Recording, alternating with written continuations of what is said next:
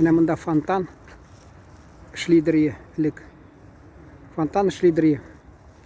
Хәзер юк инде менә. Фонтан эшләмәгәч чәчәк.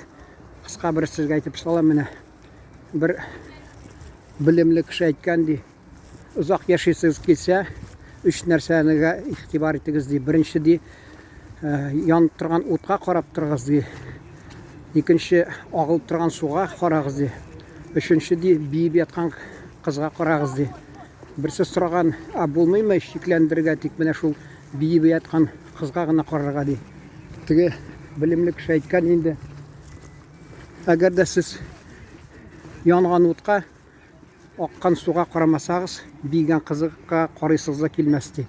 Шуның кебек менә мәсәлән, кешегә табигатьтә йөрергә кирәк. Менә шул су аган. Ул теге беләсезме? Чижевский дигән профессор булган, шуның люстрлар мәсәлән саталар вакытында. Ул ди, тауда мәсәлән һава бер төрле ди, анда электрический нәрсә заряд шуны бар ди, бик файдалы. Су диңгез буенда мәсәлән ди. Шул һәммәсенең бик файдалы нәрсәләре бар. Казак халкында әйтәләр. Шул әйтем бар мәсәлән. Узак яшисең килсә, саф һавада яшә күбрәк. Саф һавада йөр дигән.